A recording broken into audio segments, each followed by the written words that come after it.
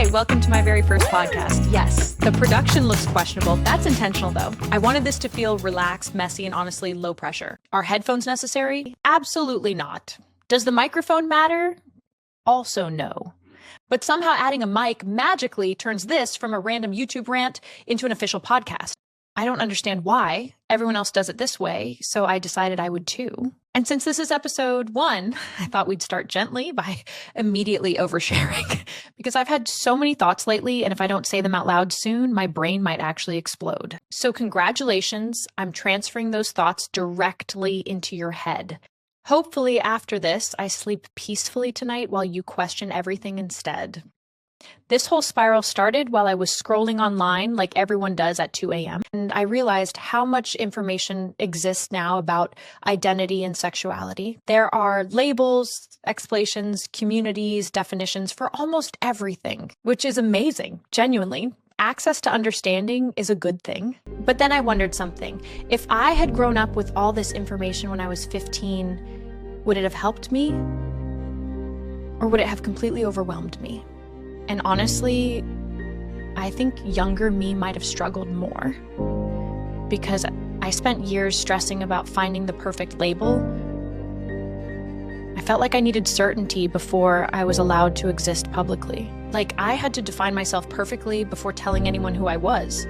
And that pressure delayed everything. I knew parts of myself early on, but saying them out loud felt permanent. I was terrified of being wrong, not because people wouldn't accept me, but because I thought I couldn't change later, as if identity was a contract instead of a journey. And that fear stopped me from opening up for years.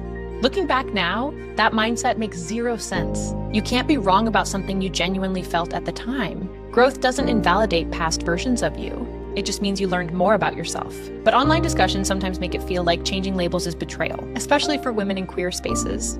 There's this strange expectation that once you define yourself, you stay there forever. And real life just doesn't work like that. People evolve, experiences change us. At some point I realized I didn't want to force myself into a box anymore. Some people love labels. They provide clarity and belonging. For others, including me, they started feeling restrictive.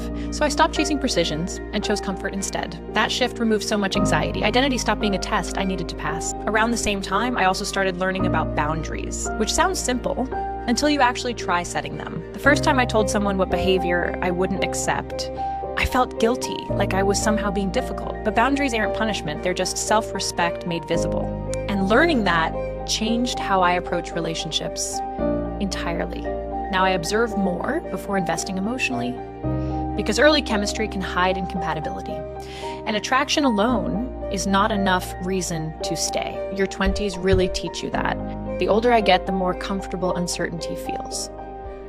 Mistakes don't feel catastrophic anymore. Things can go wrong, and life still continues. That realization is oddly calming. So maybe this podcast is just me figuring things out in real time, talking openly of pretending I already have answers. Anyway, if you enjoyed, tried listening, we'll do this again next week. Hope you enjoyed.